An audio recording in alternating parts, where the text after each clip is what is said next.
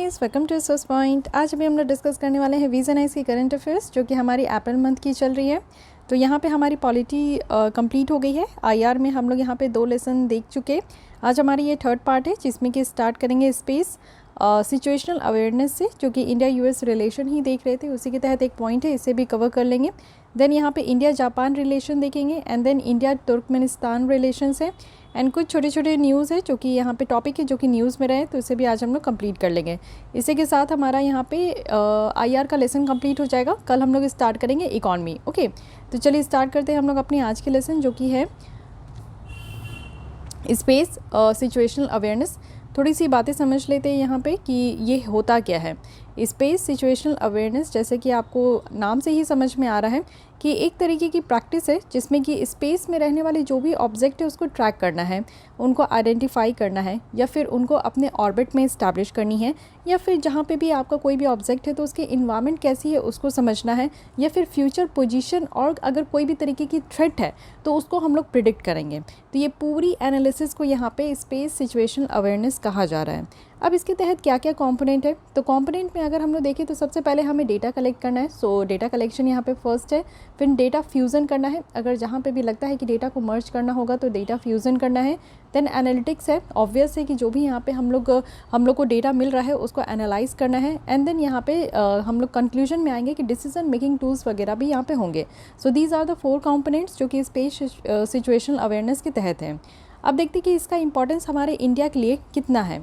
तो सबसे पहली है कि सिक्योरिटी, जो कि स्पेस एसेट का है, तो इसको इंश्योर करना है।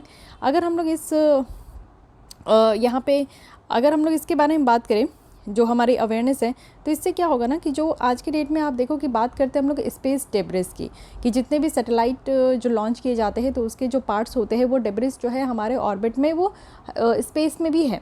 तो इससे क्या हो रहा है कि कई बार थ्रेट होता है, कई बार ऐसा लगता है कि कुछ जितने भी एस्ट्रॉइड्स वगैरह है या फिर जो स्पेस डेब्रिस है वो हमारे अर्थ से टकराने वाला है, वो किसी न किसी प्लैनेट से टकराने वाला है। तो इस तरीके का आप देखो चलते रहता है। तो जो सबसे पहली कंसर्न है वो है स्पेस डेब्रिस की। स्पेस डेब्रिस कहने का मतलब है कि स्पेस में बहुत ज़्यादा कचरा हो चुका है जो भी रॉकेट वगैरह लॉन्च किए जाते हैं उससे। तो इससे क्या होगा कि जितने भी डेब्रिस है उसको हम लोग ट्रैक कर पाएंगे। इट मीन्स कि ये SSA से यहाँ पे स्पेस सिचुएशनल अवेयरनेस से क्या होगा कि जितने भी कचरे हैं स्पेस में उसको ट्रैक करना ईजिली यहाँ पे आसानी होगा। अगर मान लीजिए कोई भी तरीके की कोलिजन हो रही है, जैसे कई बार कहा जाता है कि कुछ यहाँ पे डेब्रिस है जो कि टकराने वाली है तो उससे तहस नहस हो जाएगा, तो ऐसे ही आप लोग न्यूज़ सुनते रहते होंगे। तो वो जो कोलिजन होने वाली है उसको अवॉइड किया जाएगा, प्रिडिक्शन किया जाएगा, या फिर आगे आने वाले दिनों में किसी भी तरीके का थ्रेट है तो उसको रोका जाएगा, उसको मॉनिटर किया जाएगा। और साथ ही साथ सेकंड पॉइंट यहाँ पे ये है कि इसका इंपॉर्टेंस है कि स्पेस सुपीरियॉरिटी है। इट मीन्स कि इस अवेयरनेस से क्या होगा कि हमें काफ़ी इन्फॉर्मेशन मिल पाएगी स्पेस के बारे में, स्पेस में होने वाले एक्टिविटीज़ के बारे में। और जो भी यहाँ पे प्रॉब्लम ये है कि जो भी यहाँ पे स्पेस एक्टिविटीज़ हो रहे हैं तो उसको भी काउंटर किया जा सकता है, तो उसको भी हम लोग देखेंगे। साथ ही जितने भी मिसाइल्स वगैरह लॉन्च हो रहे हैं तो उसको भी बेटर तरीके से मॉनिटर कर पाएंगे। साथ ही आप देखो कि ड्रामेटिक राइज हो रहा है, यानी कि स्पेस ऑब्जेक्ट का जो है नंबर बहुत तेज़ी से राइज हो रही है। तो आज की डेट में प्राइवेट प्लेयर्स भी बहुत ज़्यादा आ चुके हैं जिनके थ्रू आप देखो कि यहाँ पे मिसाइल लॉन्चिंग हो गई, या फिर सैटेलाइट, या फिर आपका रॉकेट लॉन्चिंग हो गई। तो ये सारी चीज़ें बहुत चल रही है जिसकी वजह से कहा जा रहा है कि स्पेस ऑब्जेक्ट बहुत बढ़ते जा रहे हैं। और साथ ही साथ जो है इस तरीके से आप देखो कि कमर्शियल सेक्टर्स का इंपॉर्टेंस भी बढ़ते जा रहा है, और इससे जो है रैपिडली ट्रांसफॉर्म हो रहा है जो यूज़ ऑफ स्पेस है। तो इसलिए इसमें क्या है कि जो भी रिस्क राइज हो रहा है, यानी कि जितने भी स्पेस में रहने वाले ऑब्जेक्ट है, ऑब्वियस है कि कहीं ना कहीं उसमें कोलिजन होने की बातें की जाती हैं। तो अगर कोलिजन होगा तो उससे क्या होगा कि कहीं ना कहीं यहाँ पे रिस्क राइज होगा, तो रिस्क को मिनिमाइज़ भी किया जा सकता है। आज की डेट में आप देखो कि टोटल नंबर कितने ऑब्जेक्ट है, तो 19,432 ऑब्जेक्ट है ऑर्बिट में, जिसमें कि सिर्फ 2216 जो है वो एक्टिव सैटेलाइट है। इट मीन्स कि एक्टिव सैटेलाइट जो कि सैटेलाइट हम लोग यूज़ करते हैं, जिसका हम लोग को काम है। बाकी आप देख सकते हो कि 19,000 से 2200 ही सैटेलाइट है, बाकी यहाँ पे कोई यूज़ नहीं है। तो बाकी सब क्या हो गया, बाकी सब कचरे हो गए, तो कचरे को यहाँ पे जो है मैनेज करना है। अब हम लोग देखते हैं कि हमारा जो स्पेस का एसेट है उसमें क्या थ्रेट है। सबसे पहली बात है कि नेचुरल है, यानी कि स्पेस वेदर है। आप लोग देखो कि वेदर भी अप डाउन होते रहता है। साथ ही साथ इम्पैक्ट है, जितने भी मेटेराइड्स है, एस्ट्रॉइड्स है, यानी कि मेटेराइड्स है जो कि आप देखते हो कि छोटे छोटे पत्थर होते हैं जो कि हमारा जो सोलर सिस्टम है उससे बाहर है, और ये अपने एक्सिस पे, या फिर आप देखो कि ये घूमते ही रहते हैं। एस्ट्रॉइड्स वगैरह भी है, छोटे छोटे पत्थर है, तो वो भी घूमते ही रहते हैं, तो कहीं ना कहीं इनका भी इम्पैक्ट होता है। साथ ही एक्सीडेंटल अगर हम लोग देखें तो कोलिजन हो जाता है, बहुत सारे डेब्रिस है और सैटेलाइट है आपस में ही भिड़ जाते हैं जिससे कि कोलिजन होता है और बाद में वो नष्ट होकर वो अल्टीमेटली डेब्रिस में कन्वर्ट हो जाते हैं। इंटेंशनल अगर हम लोग देखें तो यहाँ पे जैमिंग किया जाता है। कई बार आप देखते हो कि जो इंटरनेट वगैरह है, जीपीएस वगैरह है, उसको रोक दिया जाता है, जैम कर दिया जाता है। तो जैमिंग के लिए आप देखो जीपीएस है, रडार है, कम्युनिकेशन सैटेलाइट है। लो और हाई एल्टीट्यूड आप देख सकते हो कि वेपन वगैरह है और डिटेक्टेड एनर्जी वेपन्स है, कुछ सैटेलाइट्स है। तो ये सब जो है इंटेंशनल है, जो भेजा जाता है किसी न किसी काम में। आप देखो सैटेलाइट वगैरह हम लोग क्यों लॉन्च करते हैं, क्योंकि उसका बहुत तरीके का इस्तेमाल है, तो इसलिए यहाँ पे काम भी इंटेंशनल भी होता है। कुछ एक्सीडेंट भी यहाँ पे असेट होते हैं और कुछ नेचुरल होते हैं। तो नेचुरल में आपका मेटेराइट्स है और एस्ट्रॉइड्स है, ठीक है, छोटे छोटे पत्थर होते हैं जो घूमते रहते हैं। क्या क्या स्टेप्स लिया गया है जिससे कि हम लोग ये जो इम्पोर्टेंस है हमारी स्पेस सिचुएशनल अवेयरनेस का, तो उसके लिए क्या क्या स्टेप्स लिया गया। सबसे पहले हमारी जो स्पेस एजेंसी है जिसे हम लोग इसरो कहते हैं, इंडियन स्पेस रिसर्च ऑर्गेनाइजेशन, इनके द्वारा एक directorate of space situational awareness and management setup किया गया, जिसका एम यही है कि हाई वैल्यूड जो स्पेस एसेट है उसको प्रोटेक्ट करना किसी भी स्पेस डेब्रिस से। साथ ही एक कंट्रोल सेंटर है जिसको कि बेंगलोर में इस्टेब्लिश किया गया है। और साथ ही साथ अगर हम लोग देखें तो इससे क्या है कि जो भी डेटा वगैरह है इनएक्टिव सैटेलाइट का, उसको भी ट्रैक किया जा सकता है। जैसे आप देखो 2200 ही एक्टिव सैटेलाइट है, इट मीन्स कि और भी बहुत ज़्यादा, इससे ज़्यादा संख्या में इनएक्टिव सैटेलाइट है, तो उनकी डेटा को भी हम लोग ट्रैक कर पाएंगे। साथ ही रिसर्च एक्टिविटीज़ भी यहाँ पे चल पाएगा। इसके अलावा एक नेत्र प्रोजेक्ट है जो कि काफ़ी इंपॉर्टेंट है, इसको आप लोग स्टार मार्क कर लो और स्क्रीनशॉट ले सकते हैं इसका। नेत्र stands for network for space object tracking and analysis. Actually ये अर्ली वार्निंग सिस्टम है स्पेस में, जिसमें कि जितने भी कचरे वगैरह अगर बढ़ते जा रहे हैं ना, तो उसको डिटेक्ट किया जाएगा। और अगर मान लीजिए कि हमारी कोई सैटेलाइट लॉन्च होती है और उस लॉन्च करने के रास्ते में, उस पाथ में अगर कोई डेब्रिस आते हैं तो उसको हम लोग डिटेक्ट कर पाएंगे। आज की डेट में अगर हम लोग देखें तो ऐसे 15 फंक्शनल इंडियन कम्युनिकेशन सैटेलाइट है, वो भी कहाँ, तो जियो स्टेशनरी ऑर्बिट में, जिसकी डिस्टेंस कितनी होती है, तो 36,000 किलोमीटर होती है। 13 रिमोट सेंसिंग सैटेलाइट है, वो भी यहाँ पे आप देखो लो अर्थ ऑर्बिट में, जिसकी डिस्टेंस यहाँ पे 2000 किलोमीटर तक होती है। और 8 नेविगेशन सैटेलाइट है, वो भी मीडियम ऑर्बिट में, जो कि यहाँ पे सुपरविजन करते हैं, सुपरविजन के तहत है। तो ये डेटा है नेत्र के तहत, तो ये काफ़ी इंपॉर्टेंट है। साथ ही ग्लोबल कोऑपरेशन भी है। आप देखो कि हम लोग एक्टिव मेंबर है inter agency debris coordination committee के। साथ ही साथ हम लोग यहाँ पे बहुत सारे इनिशिएटिव है, जो कि नॉर्थ अमेरिकन एरोस्पेस जो डिफेंस कमांड है, नोरैड कहते हैं, उसके भी हम लोग यहाँ पे इंगेज हुए हैं बहुत सारे इनिशिएटिव के साथ। साथ ही यहाँ पे मल्टी ऑब्जेक्ट ट्रैकिंग रडार है, करेंटली इसको यूज़ किया गया है प्रॉक्सिमिटी एनालिसिस के लिए, जब ये आपका जो है नेत्र के साथ इसको मिल के काम करते हैं तब। तो मेनली आपको नेत्र याद रखना, ये बहुत ही इंपॉर्टेंट प्रोजेक्ट है हमारा, जो कि ये स्पेस डेब्रिस के बारे में बात करते हैं। तो स्पेस डेब्रिस एक कॉज ऑफ कंसर्न है आज की डेट में, उस पर ध्यान देना बहुत ज़्यादा ज़रूरी है, इसलिए इस टॉपिक को आप लोग को ध्यान रखना है। ओके, नेक्स्ट आते हैं हम लोग इंडिया जापान की रिलेशन देखते हैं। न्यूज़ में इसलिए है क्योंकि इंडिया और जापान का जो रिलेशनशिप है वो 70 साल पूरा हो चुका है हमारा। तो बहुत ज़्यादा ज़रूरी है कि हम लोग देखें कि हमारी जो दोस्ती है वो किस तरीके से चलते आ रही है। सबसे पहले थोड़ा टाइमलाइन देखते हैं, यानी कि चलिए पहले थोड़ा हिस्ट्री में ले चलते हैं और ये देखते हैं कि हमारी दोस्ती स्टार्ट कैसे हुई जापान के साथ। हिस्टोरिकल रूट्स अगर हम लोग देखें तो स्पिरिचुअल एफिनिटी और स्ट्रॉन्ग कल्चर और सिविलाइजेशन टाइज है, जो कि अगर आप देखोगे तो बौद्ध सेना जो कि 752 एनो डोमिनी के टाइम से हमारे यहाँ पे कहीं ना कहीं एक कल्चर और सिविलाइजेशन टाइज देखने को मिला है। उसके बाद कंटेम्प्रेरी अगर टाइम्स देखें तो बहुत सारे इंडियंस एसोसिएटेड है जो कि जापान से, जैसे कि आप देखो कि स्वामी विवेकानंद थे जो कि जापान के थे बट इंडिया में आए थे। नोबेल लॉरेट भी है जो कि यहाँ पे रविंद्रनाथ टैगोर है। फ्रीडम फाइटर जो कि नेताजी सुभाष चंद्र बोस है। तो ये सब ऐसे हैं जो कि जापान से जुड़े हुए थे। साथ ही साथ आप देखो टाइमलाइन यहाँ पे बहुत अच्छे तरीके से दिया गया है। सबसे पहली जो हमारी यहाँ पे डिप्लोमेटिक रिलेशन इस्टेब्लिश हुई थी वो 1952 में थी। फिर 1991 में क्या हुआ, जब LPG रिफॉर्म किया गया तो उस समय जापान उन कंट्रियों में था जब इंडिया को बेल आउट किया गया था, यानी कि जब आप देखो कि पेमेंट क्राइसिस हुई थी और उस समय हमने LPG रिफॉर्म लाया था, तो उस समय जापान ने हमारा बहुत साथ दिया। फिर यहाँ पे 2000 में क्या हुआ कि हम लोग एक ग्लोबल पार्टनरशिप को इस्टेब्लिश किए। फिर 6 साल के बाद क्या हुआ कि एक स्ट्रैटेजिक एंड ग्लोबल पार्टनरशिप हम लोग यहाँ पे मेंटेन किए। 2014 में क्या हुआ कि हम लोग अपनी बायलैटरल रिलेशन, यानी कि दो कंट्री के बीच में, दो ऑर्गेनाइजेशन के बीच में अगर रिलेशन होती है तो उसको बायलैटरल रिलेशन कहते हैं, तो इसको अपग्रेड किए, वो भी special strategic and global partnership में।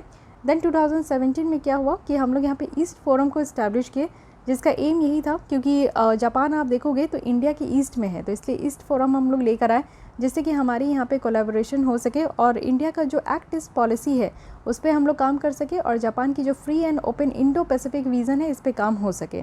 तो इस तरीके से आप देख सकते हो कि हमारे यहाँ पे जो स्ट्रैटेजिक टाइज़ है वो यहाँ पे बढ़ते गया। अब देखते हैं कि हम लोग एक दूसरे को किस किस एरिया में कॉपरेट करते हैं। तो इकॉनमिक और कमर्शियल कॉपरेशन की बात करें तो सबसे पहले एक CEPA है, कॉम्प्रिहेंसिव इकोनॉमिक पार्टनरशिप एग्रीमेंट, जो कि दोनों के बीच में ये एग्जिस्ट किया था 2011 से, जिसमें कि हमारी जो व्यापार है दोनों कंट्री के बीच में वो काफ़ी बूस्ट हुई। जापान एक one of the largest investor है इंडिया का। आपको पता है कि बहुत बड़ी बड़ी प्रोजेक्ट है हमारे देश में जो कि जापान के द्वारा ही किया गया, और वो भी $35 बिलियन तक का जो FDI आता है, फॉरेन डायरेक्ट इन्वेस्टमेंट, यानी कि फ़ॉरेन की जो कंपनी है वो डायरेक्ट इन्वेस्ट कर रही है हमारे देश में, जो कि हम one of the largest investor है। ठीक है, वो भी किस किस सेक्टर में, तो ऑटोमोबाइल है, इलेक्ट्रिकल इक्विपमेंट है, टेलीकम्युनिकेशन है, केमिकल और फार्मास्यूटिकल सेक्टर्स है। ठीक है, उसके अलावा आप जापान की अगर बात करूँ तो जापान बिगेस्ट बायलैटरल डोनर है, यानी कि इंडिया को काफ़ी डोनेट किया है with Japanese official development assistant. और इसमें आप देख सकते हो कि एक तो दिल्ली मुंबई इंडस्ट्रियल जो कॉरिडोर बन रहा है वो जापान की ही मदद से बन रहा है।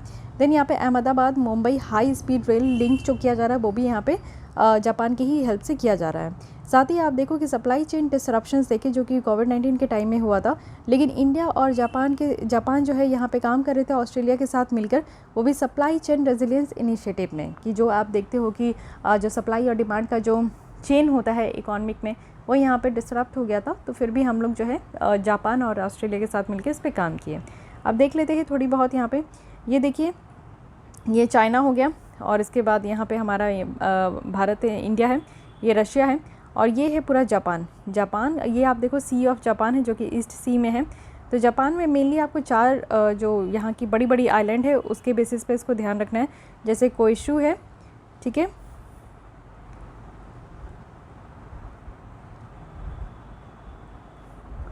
यहाँ पे होन्शु है, ये होन्शु है, कोइशू है, होकाइडो है, ठीक है, और शिकोकू है। ठीक है, तो ये 4 आपको याद रखना है जो कि यहाँ पे बड़ी बड़ी आइलैंड है, इसी में आपको सब देखने को मिलेगा। सेंडाई फ्रेमवर्क आप देखते हो डिजास्टर मैनेजमेंट का, वो भी यहाँ पे जापान से ही निकला है।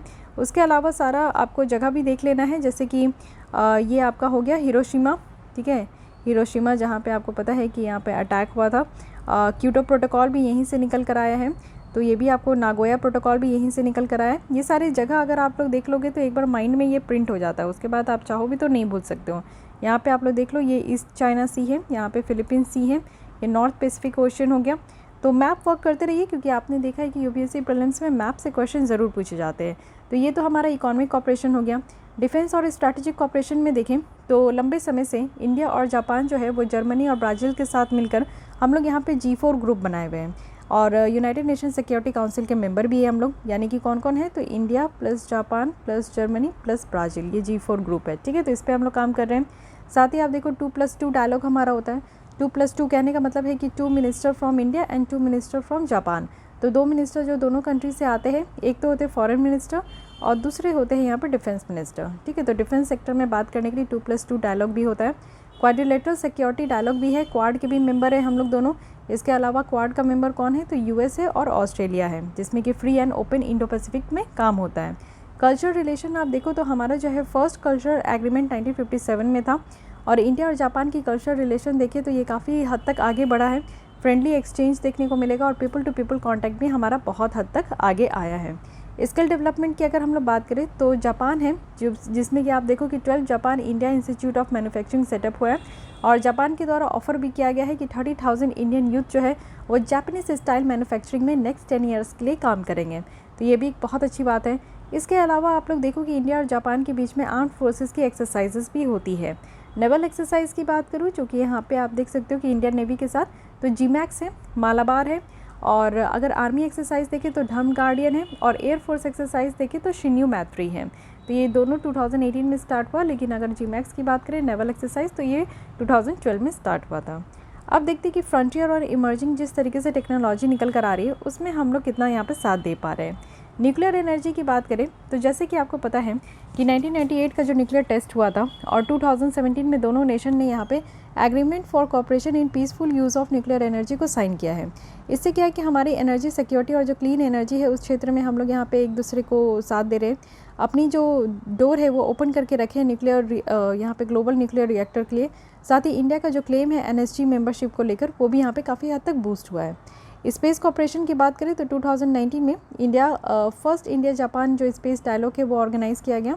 और आज के डेट में इसरो और जो जाक्सा है, जैसे हमारा स्पेस एजेंसी इसरो है वैसे जापान का यहाँ पे जाक्सा है, जापान एरोस्पेस एक्सप्लोरेशन एजेंसी है, ये साथ मिलकर काम कर रहे हैं एक joint lunar polar exploration mission में, जिसे लूपेक्स कहते हैं। तो लूपेक्स आपसे पूछा जा सकता है कि किन दो देशों की या फिर किन किन कंट्री की यहाँ पे स्पेस एजेंसी के द्वारा इसको लॉन्च किया गया है। तो ये है इंडिया और जापान। साथ ही इंडिया जापान की डिजिटल पार्टनरशिप देखें जो कि 2018 में इसको लॉन्च किया गया है। तो यहाँ पे फर्दर फोकस किया जा रहा है डिजिटल ICT टेक्नोलॉजी पे, ठीक है, जो कि स्टार्टअप हब बनाने की बात की जा रही है, जो कि यहाँ पे एंटरप्रेन्योरशिप के लिए काम किया जाएगा। इमर्जिंग टेक्नोलॉजी अगर हम लोग देखें तो इंडिया चाइना इमर्जिंग टेक्नोलॉजी और इनोवेशन फंड है जो कि 2019 में लॉन्च किया गया।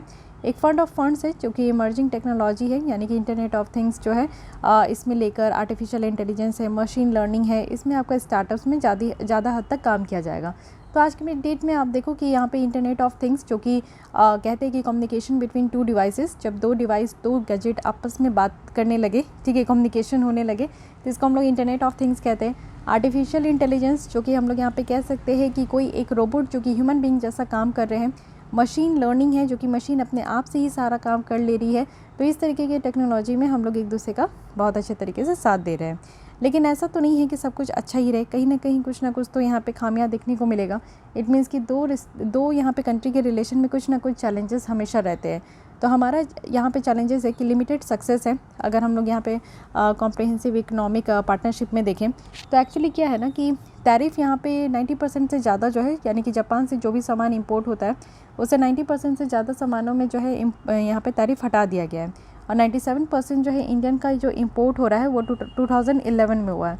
तो इन दोनों देशों के बीच में जो ट्रेड है ना वो बढ़ते ही गया है, यानी कि 2019 में आप देख सकते हो कि कहाँ 17.6 बिलियन आ चुका है, जो कि 2010 में ये 13.1 बिलियन ही था।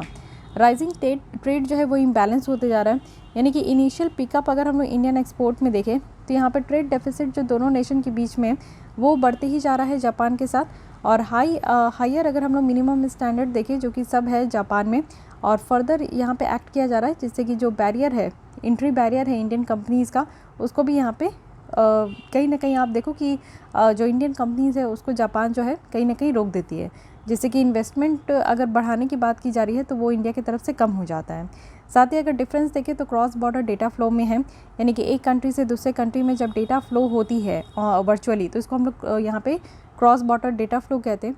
तो इंडिया जो है अपना डेटा लोकलाइजेशन पे बात करते हैं, क्योंकि आप देखो कि हमारा कई बार ऐसा न्यूज़ भी निकल कर आया है कि जितने SNS के हैं, जैसे फेसबुक है, व्हाट्सएप है, तो इसकी जो भी डेटा है उसको सेल कर दिया जाता है। फेसबुक के जो फाउंडर है मार्क जुकरबर्ग, उनके द्वारा खुद ही कहा गया था कि उन्होंने कैम्ब्रिज एनालिटिका को फेसबुक का सारा डेटा बेचा है।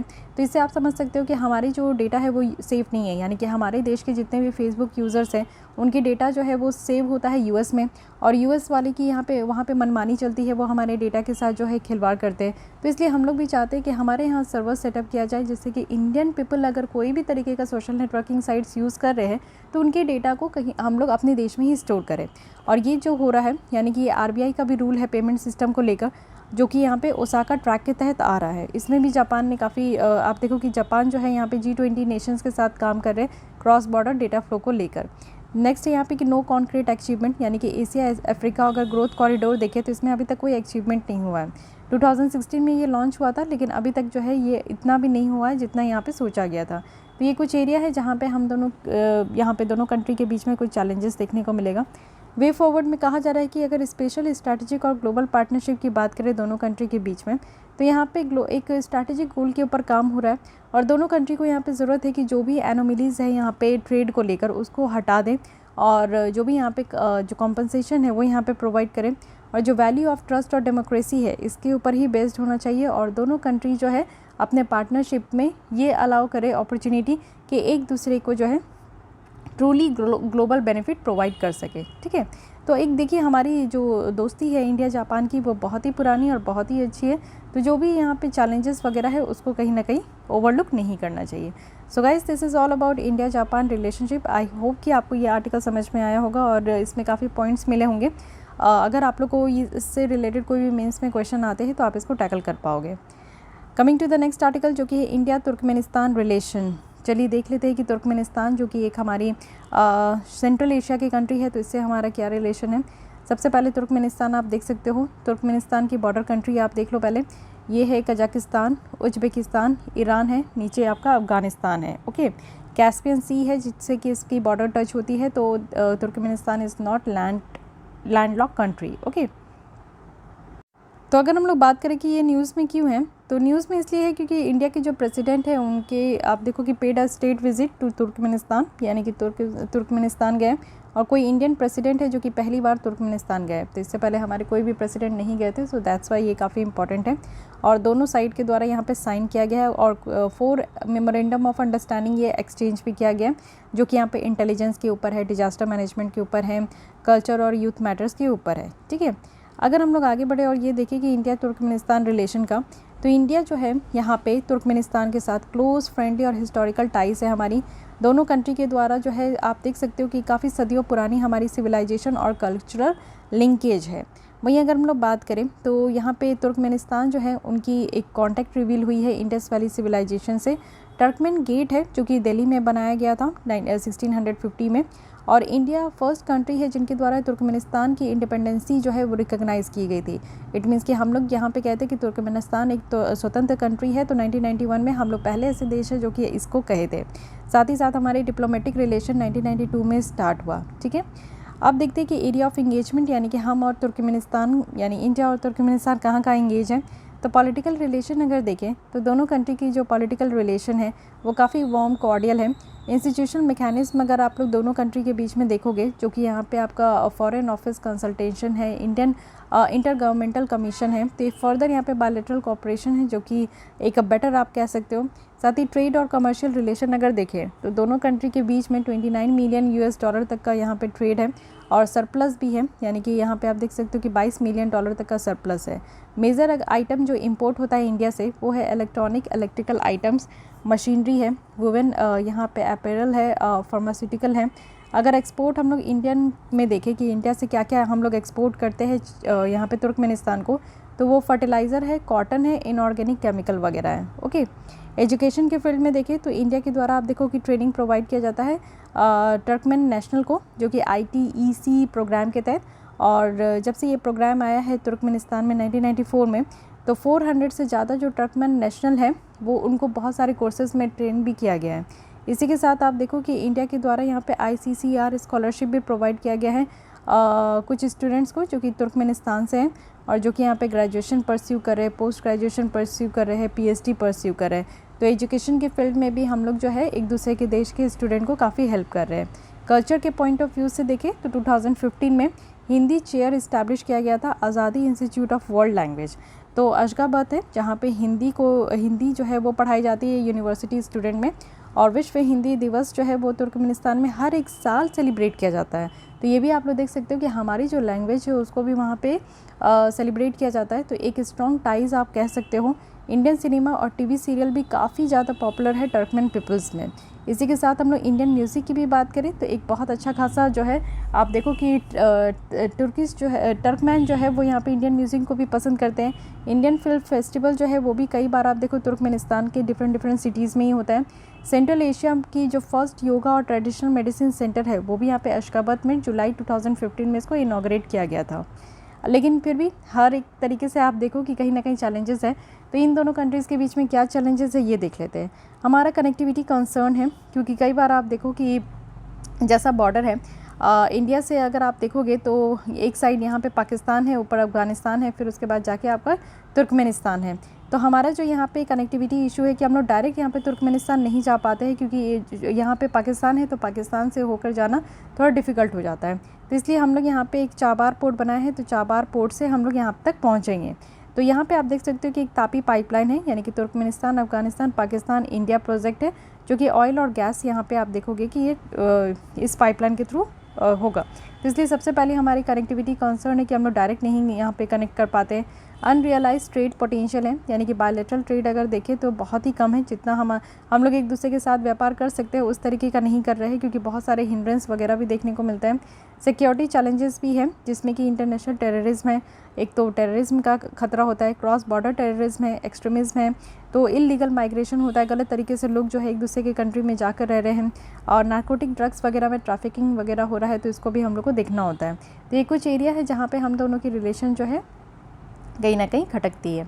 इस रोड अहेड में कहा जा रहा है कि हमें कनेक्टिविटी बढ़ानी होगी। सबसे पहली बात, एक और ऑर्गेनाइजेशन है जिसे international north south transport corridor कहते हैं, और साथ ही साथ यहाँ पे Kazakhstan, Turkmenistan, Iran railway line भी यहाँ पे आपका प्रपोज किया गया, जो कि एक बेटर वे कह सकते हैं जिससे कि इंडिया को कनेक्ट किया जाएगा। साथ ही हमें कॉपरेशन बहुत सारे सेक्टर में बढ़ाने की ज़रूरत है, जैसे एनर्जी हो गया, पेट्रोकेमिकल्स है, ट्रांसपोर्ट है, कम्युनिकेशन है, इंफॉर्मेशन और टेक्नोलॉजी है, textile, leather, footwear, chemical, pharmaceutical, ये सारी जगह है जहाँ पे हम लोग एक दूसरे को काफ़ी हद तक जो है सपोर्ट करते हैं। साथ ही आप देखो कि इंटरनेशनल सोलर अलायंस है, इसमें भी तुर्कमेनिस्तान जो है अपना इंटरेस्ट यहाँ पे एक्सप्रेस किया कि इसको ज्वाइन करेंगे। और क्योंकि इंटरनेशनल सोलर अलायंस एकमात्र ऐसा ऑर्गेनाइजेशन है जिसकी हेडक्वार्टर हमारे इंडिया में। अब आपको ये बताना है कि इसकी हेडक्वार्टर कहाँ है। सेकंड है कि coalition for disaster resilient infrastructure है, इसको भी लॉन्च किया गया था हमारे प्राइम मिनिस्टर मोदी जी के द्वारा। तो ये 2 ऑर्गेनाइजेशन है जिसको ज्वाइन करने के लिए अपनी इंटरेस्ट शो कर रहा है तुर्कमेनिस्तान। साथ ही हमें जो टाइज़ है वो स्ट्रेंथन करना होगा जियोपॉलिटिकल लेवल में, तो ब्रॉड कंसेंसस दिखाना होगा दोनों कंट्रीज़ के बीच में, वो रीजनल और ग्लोबल जियोपॉलिटिकल और इकोनॉमिक इश्यूज़ के बीच में, ठीक है। साथ ही अगर देखें तो ग्रेटर अटेंशन है जो कि यहाँ पे सारे कल्चर कॉपरेशन में देना होगा। कल्चर कॉपरेशन जो कि काफ़ी मजबूत है, जिसमें कि आप देखो कि हमारा फिल्म फेस्टिवल भी वहाँ पे होता है, तो हमें म्यूज़ियम वगैरह भी लगाना चाहिए, ट्रांसलेशन करना चाहिए जो हमारा लिटरेरी वर्क है, जो मनी स्क्रिप्ट है उसको डिजिटाइज़ करना हो जो चाहिए, फिर रिस्टोरेशन काम करना चाहिए जो भी यहाँ पे कल्चर हेरिटेज से रिलेटेड है। ओके, तो ये तो वे फॉरवर्ड हुई। इसके अलावा हम लोग देखते हैं कि तुर्कमेनिस्तान हमारे लिए काफ़ी इंपॉर्टेंट है, तो क्यों है। स्ट्रैटेजिक अगर देखें तो लोकेशन के हिसाब से देखें तो सेंट्रल एशिया में है, और सेंट्रल एशियन कंट्रीज़ के साथ और कैस्पियन रीजन से ये लिंक भी है। पॉलिटिकल अगर हम लोग देखें तो इंडिया की जो परमानेंट मेंबरशिप है, यानी कि हम लोग कई बार ये जोड़ लगाते हैं कि यूनाइटेड नेशन सिक्योरिटी काउंसिल में हमारी परमानेंट मेंबरशिप हो जाए, तो इसके लिए तुर्कमेनिस्तान हमें सपोर्ट करता है। साथ ही हमारा जो इनिशिएटिव है as a non permanent member का भी यूनाइटेड नेशन सिक्योरिटी काउंसिल में, तो इसमें भी तुर्कमेनिस्तान के साथ द्वारा सपोर्ट किया गया है। इकोनॉमिक पॉइंट ऑफ व्यू से देखें तो तुर्कमेनिस्तान में गैस रिजर्व्स बहुत ज़्यादा है, वर्ल्ड का 4th लार्जेस्ट है, यानी कि ग्लोबल रिजर्व्स का अगर आप देखो तो 10% जो रिजर्व है वो तुर्कमेनिस्तान के ही पास है। साथ ही तुर्कमेनिस्तान की बात करूँ तो ये petroleum, sulphur, iodine, salt, clay और लाइमस्टोन में ये बेस्ट भी है, तो काफ़ी हद तक आप देखो मिनरल रिच कंट्री है, तो इसलिए भी हमें इम्पॉर्टेंट है। बहुत सारे इनिशिएटिव है हम दोनों कंट्री के बीच में, जैसे सेंट्रल एशिया पॉलिसी को कनेक्ट करने की बात की जाती है, तो एक ब्रॉड बेस्ड अप्रोच हमारे द्वारा लाया जा रहा है जो कि पॉलिटिकल, सिक्योरिटी और इकोनॉमिक और कल्चर कनेक्शंस यहाँ पे दिखेगा। साथ ही इंटरनेशनल आप देखो नॉर्थ साउथ ट्रांसपोर्ट कॉरिडोर तो है ही, जिसमें कि शिप, रेल, रोड जो भी रूट है उसको कनेक्ट किया जाएगा इंडिया को रशिया, सेंट्रल एशिया और यूरोप से, जो कि ईरान के वाया होगा। साथ ही अगर हम लोग देखें तो इसमें चाबार पोर्ट भी इंक्लूडेड है जो कि ईरान में बनाया जा रहा है। तापी पाइपलाइन है जिसमें कि तुर्कमेनिस्तान से लेकर इंडिया तक इसको जो है आपका कनेक्ट किया जा रहा है, और इसमें 33 billion cubic metre of gas जो है ये ट्रांसपोर्ट किया जाएगा। साथ ही इसको पीस पाइपलाइन भी कहा जा रहा है। इसके अलावा अशकाबत एग्रीमेंट है जो कि इंडिया के द्वारा इसको 2018 में ज्वाइन किया गया था। इसका एम है कि इंटरनेशनल मल्टी मोडल ट्रांसपोर्ट और ट्रांजिट कॉरिडोर है जो कि सेंट्रल एशिया और पर्शियन गल्फ के बीच में है। So guys this is all about Turkmenistan and India relation, जो कि काफ़ी बेटर है। इसमें से भी आपको काफ़ी पॉइंट्स मिल गए अगर इससे रिलेटेड क्वेश्चंस आते हैं तो। Coming to the next topic, news in shorts. तो सबसे पहले देखिए मैरीटाइम रेस्क्यू कोऑर्डिनेशन सेंटर है, तो इंडिया एंड श्रीलंका है जिनके द्वारा एक मेमोरेंडम ऑफ अंडरस्टैंडिंग ये साइन किया गया है भारत इलेक्ट्रॉनिक्स लिमिटेड के साथ, लिमिटेड के लिए, जिससे कि एक स्टेट ऑफ आर्ट मैरीटाइम जो रेस्क्यू कोऑर्डिनेशन सेंटर है वो कोलंबो में यहाँ पे सेटअप किया जाएगा। तो इस सेंटर के बारे में समझते हैं मेन। एक्चुअली ये इंटरनेशनल नेटवर्क का पार्ट है जो कि United nation international maritime organisations के तहत है, जिससे कि सी लेन वगैरह जो होते हैं ना उसको मॉनिटर किया जाएगा। इसका ऑब्जेक्टिव यही है कि स्विफ्ट रिस्पांस यहाँ पे प्रोवाइड करना, कोई भी इमरजेंसी वगैरह है, जैसे कि वेसल्स आप देखते हो कि डिस्ट्रेस में, रेस्क्यू में, इवैक्यूएशन ऑफ पीपल है, पीपल को बचाने के लिए, या फिर कोई भी तरीके का ऑयल स्पिल होता है, जैसे कोई भी टैंकर वगैरह आते हैं, वेसल्स आते हैं जिससे ऑयल स्पिल हो जाते हैं उस पूरे वाटर में, तो उसको बचाना है, तो ये सब काम करने के लिए भी यहाँ पे हेल्प किया जाएगा। साथ ही हर एक कंट्री यहाँ पे रिस्पॉन्सिबल है कि अपनी खुद की सर्च और रेस्क्यू ऑपरेशन लेकर चले। साथ ही इंडिया में अगर देखें तो कोस्ट गार्ड है जो कि कोऑर्डिनेटिंग एजेंसी है, और श्रीलंका में देखें तो वहीं पे नेवी है, ठीक है। और वही एग्रीमेंट अगर हम लोग देखें तो ये हमारे इंडिया का जो सागर प्रोजेक्ट है, जिसको security and growth for all in the region initiative कहते हैं, इसी का ये पार्ट है इंडियन ओशन रीजन में। फाइन। इसी में आप देखो इंटरनेशनल मैरीटाइम जो ऑर्गेनाइजेशन है, IMO है, ये एक स्पेशलाइज्ड एजेंसी है यूनाइटेड नेशन की, जो कि मेनली आप देखो कि इंटरनेशनल शिपिंग की सिक्योरिटी और सेफ्टी को इम्प्रूव करने के लिए काम करते हैं। साथ ही शिप से होने वाली जो भी पोल्यूशन है उसको रोकने का भी काम करते हैं। यहाँ पे लीगल मैटर वगैरह भी इंक्लूडेड है, और आज के डेट में 175 मेंबर स्टेट है, और इंडिया भी इसका मेंबर है, ठीक है, तो इसको ध्यान रखना है। सेकेंड है कि मालदीव्स प्रेसिडेंट यहाँ पे issue decree banning India out campaign. तो ये है क्या, ये स्टेप्स लिया गया है जिसमें कि लॉन्ग स्टैंडिंग जो बायलैटरल रिलेशन है मालदीव्स और इंडिया के बीच में, उसको प्रोटेक्ट करने के लिए किया गया है। और यही चीज़ कही गई है कि मालदीव्स की जो नेशनल और सिक्योरिटी है, रीजनल सिक्योरिटी है, उसको प्रोटेक्ट करना। तो इंडिया आउट कंपेन चलाया जा रहा था। ये एक ऑर्गेनाइज्ड कंपेन है जिसका एम है कि डिसरप्ट करना है रिलेशन, यानी दो कंट्री के बीच में जो रिलेशन है उसको डिसरप्ट करने के लिए लाया गया था। बट फिर भी this is not as much important. ये देखिए कि क्यों इंडिया और मालदीव्स की रिलेशन यहाँ पे एक दूसरे के लिए काफ़ी इंपॉर्टेंट है।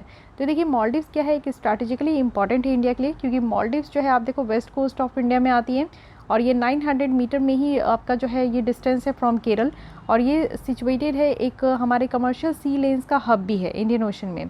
दोनों कंट्री के द्वारा यहाँ पे सिक्योरिटी कोऑपरेशन भी पैक्ट साइन किया गया है, और मालदीव हमारा कोलंबो सिक्योरिटी कॉन्क्लेव यानी कि हमारा जो इनिशिएटिव है इसका भी पार्ट है। इंडिया के द्वारा आप देखो तो हाई इम्पैक्ट जो यहाँ पे कम्युनिटी डेवलपमेंट प्रोजेक्ट है, वो भी बहुत सारे जो मालदीव्स के एटॉल है वहाँ पे इसको कंस्ट्रक्ट किया जा रहा है। तो इसलिए, और ऊपर से आप देखो कि हमारा अप्रोच है कि मालदीव्स जो है ये सागर के द्वारा ड्रिवन होता है, जो इंडियन ओशन में हमारा ये एक प्रोजेक्ट चल रहा है। तो दैट्स वाई इंडिया और जो मालदीव्स है ये एक दूसरे के लिए काफ़ी इंपॉर्टेंट है। अगर हम लोग अपने रिलेशन में कंसर्न देखें तो पॉलिटिकल इनस्टेबिलिटी कई बार देखने को मिलता है, क्योंकि प्रो चाइना कॉन्सेप्ट है। चाइना जो है अपना जो डेट पॉलिसी है कार्ड प्ले करता है, तो उसके कारण हमारे साथ प्रॉब्लम हो जाती है। चाइना के साथ रिलेशन के कारण हमारे मेनली जो है हमारे साथ यहाँ पे प्रॉब्लम होती है, स्ट्रिंग और पर्ल्स का जो यहाँ पे इशू निकल कर आता है। इस्लामिक रेडिकलाइजेशन है, यानी कि पॉलिटिकल और सोशियो इकोनॉमिक अगर अनसर्टिनिटीज़ देखें तो बहुत सारे जो मालदीव में रहने वाले लोग हैं ना, वो टेररिस्ट ग्रुप की तरफ चले जाते हैं, जैसे इस्लामिक स्टेट हो गया, पाकिस्तान बेस्ड जो मदरसास हो गए, जिहादीस हो गए। तो इन सब में जो है बहुत ज़्यादा जो मालदीव्स के लोग हैं वो अट्रैक्ट हो जाते हैं। साथ ही नेक्स्ट देखते हैं, India and European Commission agreed to launch India EU trade and technology council. तो चलिए ये दोनों कंट्री जो है यहाँ पे अग्री हो गए हैं कि ये लॉन्च करेंगे, तो बेटर है। तो इंडिया और EU रिलेशन जो है आज से नहीं है, 1960 से है, और हम लोग जो है फर्स्ट कंट्री है जिनके द्वारा यूरोपियन इकोनॉमिक कम्युनिटी के साथ रिलेशनशिप इस्टेब्लिश किया गया। तो यूरोपियन यूनियन की अगर हम लोग बात करें तो इंडिया का लार्जेस्ट ट्रेडिंग पार्टनर है, तो ये भी काफ़ी हद तक आपको ध्यान रखना है। अब फैक्टर्स देखते हैं जो कि यहाँ पे इंडिया और EU के जो रिलेशन है उसको आज की डेट में काफ़ी शेप कर रहा है। तो एक जियोपॉलिटिकल डेवलपमेंट हो रहा है, जैसे कि आप देखो रशिया यूक्रेन वॉर है, तो इसके कारण जो है हम लोग जो रशिया पे डिपेंडेंट थे, यूक्रेन पे डिपेंडेंट थे, अब वो हमारी जो डिपेंडेंसी है वो शिफ्ट हो गई है यूरोपियन यूनियन कंट्रीज़ में। तो बेसिकली आप देखो यूरोपियन यूनियन में टोटल 27 कंट्रीज़ है ब्रिटेन के एग्जिट होने के बाद। तो यहाँ पे 27 कंट्रीज़ में से क्या है कि इनका कॉमन करेंसी भी है, तो यूरो यहाँ पे फॉलो किया जाता है 19 कंट्रीज़ के द्वारा out of 27 countries. Okay, convergence है इंटरेस्ट का, वो भी इंडियन ओशन में, और इंडियन ओशन एक मेन कैंडिडेट हो गया है ग्लोबल ट्रेड और एनर्जी फ्लो का। न्यू इमर्जिंग वर्ल्ड है, यानी कि कोविड-19 के बाद देखें तो आज के डेट में जो है न्यू इमर्जिंग वर्ल्ड निकल कर आ रहा है, जिसमें कि हमारे रिलेशन जो है एक अच्छा खासा शेप ले सकती है। India gets elected to 4 United Nation Economic and Social Council bodies. तो ये देखिए, ये जो आपका है Economic and Social Council bodies, ये one of the 6 principal organ है यूनाइटेड नेशन का। तो इसमें अभी हम लोग देखिए कि ये इलेक्ट किया जाता है जनरल असेंबली के द्वारा। तो यहाँ पे लास्ट जो हम लोग यहाँ पे इलेक्ट हुए थे वो 2022 से 2024 टर्म के लिए इलेक्ट हुए हैं, जो कि अभी हम लोग चल रहे हैं। हमारे साथ 3 कंट्री और था, जो कि अफगानिस्तान, कजाकिस्तान, ओमन है, ठीक है। 4 बॉडीज़ कौन कौन है इस ऑर्गेनाइजेशन के तहत? तो सबसे पहला है कमीशन फॉर सोशल डेवलपमेंट, जो कि सोशल डेवलपमेंट में ये काम करते हैं। Committee on non governmental organisation, जो NGO वगैरह है उसके साथ मिलकर काम किया जाता है। साथ ही commission on science and technology development, तो ये साइंस एंड टेक के फील्ड में काम करते हैं। और 4th है यहाँ पे कि economic, social and cultural rights के बारे में यहाँ पे काम करते हैं। ओके, रायसीना डायलॉग फिर से हुआ है 2022 का। तो तो ये मल्टीलैटरल कॉन्फ्रेंस है जो कि बहुत सारे जो चैलेंजेस है उसको यहाँ पे देखा जाता है। रायसीना हिल्स जो कि इंडियन गवर्नमेंट का यहाँ पे घर है और ये ऑब्जर्वर जो रिसर्च फाउंडेशन है उनके द्वारा इसको होस्ट किया जाता है। ओके, फिर है ट्राइलेटरल डेवलपमेंट कॉर्पोरेशन है, तो मिनिस्ट्री ऑफ एक्सटर्नल अफेयर्स है जिनके द्वारा ये अभी फंड यहाँ पे लॉन्च किया गया है, जिसमें प्राइवेट सेक्टर्स भी होते हैं और इंडो पैसिफिक रीजन भी जिसमें ह्यूज इन्वेस्टमेंट होगा, तो ये चीज़ें हैं यहाँ पे। ग्लोबल सिक्योरिटी इनिशिएटिव जो कि चाइना के द्वारा लाया गया है, not much important for us. International telecommunication union है, ये आज के डेट में काफ़ी इंपॉर्टेंट है। ये यूनाइटेड नेशन स्पेशलाइज्ड एजेंसी है इंफॉर्मेशन और कम्युनिकेशन के लिए। एक्चुअली आप देखो कि यहाँ पे क्या है कि आज के डेट में 193 कंट्रीज़ हैं और साथ ही साथ 900 यहाँ पे प्राइवेट सेक्टर एंटिटीज़ और एकेडमिक इंस्टीट्यूशन भी हैं। इंडिया की अगर हम लोग बात करें तो ये रेगुलर मेंबर है ITU के, ये कब से, तो 1952 से। यहाँ पे क्या लोगों को एम्पावर किया जाता है कि टेक्नोलॉजी को यूज़ करें एजुकेशन और ट्रेनिंग वगैरह लेने के लिए। जैसे आप भी यहाँ पे पढ़ रहे हो तो ये एजुकेशन ही हो रहा है, तो टेक्नोलॉजी एजुकेशन एंड ट्रेनिंग के थ्रू जो है यहाँ पे लोगों को एम्पावर करना है। साथ ही कम्युनिकेशन सपोर्ट करना है, जैसे डिजास्टर और इमरजेंसी वगैरह आते हैं तो लोगों तक कम्युनिकेट कर सके। इसकी हेडक्वार्टर जेनेवा में है, स्विट्ज़रलैंड का, तो इसको भी ध्यान रखना है। लास्ट टॉपिक है United state commission on international religious freedom है। एक्चुअली ये ऑर्गेनाइजेशन है जो कि इंडिया को डेजिग्नेट करता है कंट्री ऑफ पर्टिकुलर कंसर्न, जो कि थर्ड कॉन्सिक्यूटिव ईयर हम लोग ये जो है टाइटल लिए हैं। डेजिग्नेशन रिजर्व्ड होता है वर्स्ट जो वॉयलेटर्स होते हैं, जैसे आप हमारे देश में भी देखो रिलीजियस फ्रीडम जो है इनकी वॉयलेशन बहुत ज़्यादा होती है। Pakistan, Saudi Arabia, Iran, north Korea, Russia है जो कि इनको भी डेजिग्नेट किया गया है ऐसे कंट्री ऑफ पर्टिकुलर कंसर्न, यानी कि रिलीजियस को लेकर अगर हम लोग यहाँ पे वॉयलेट वगैरह कर रहे हैं तो इसमें हम लोग काउंट हो जाते हैं। इस ऑर्गेनाइजेशन की बात करें तो ये इंडिपेंडेंट है, बाई पार्टिज़न है, US फेडरल गवर्नमेंट एजेंसी है जिनके द्वारा इसको लाया गया है। साथ ही एडवाइजरी है, यानी कि इनके द्वारा जो भी यहाँ पे बात रखा जाता है वो एडवाइजरी इन नेचर है। साथ ही ये यूज़ करते हैं इंटरनेशनल स्टैंडर्ड, जैसे आर्टिकल 18 यूज़ किया जाता है universal declaration of human rights का। फाइन, तो गाइज़ ये पूरी टॉपिक हुई हमारी यहाँ पे इंटरनेशनल रिलेशन की। आई होप कि आपको ये सारी टॉपिक समझ में आए होंगे, और अगर किसी में भी डाउट होता है तो आप लोग जो है कमेंट करके पूछ सकते हो। और अगर आपको ये लेसन अच्छी लगती है, हेल्पफुल लगती है, तो लाइक कर सकते हैं, अपने दोस्तों के साथ भी शेयर कर सकते हैं। और इसी तरीके से अगर आपको डेली बेसिस पे हमारी विज़न आईएएस की लेक्चर देखनी है तो हमारे चैनल के साथ सब्सक्राइब कर हमारे फैमिली का पार्ट बन सकते हैं। तो गाइज़ आज के लिए बस इतनी ही रखती हूँ। अगर आपको आगे कंटिन्यू करना है तो इसी तरीके से बने रहिए। मिलती हूँ कल इसी टाइम पे। आज के लिए बस इतना ही। Thank you.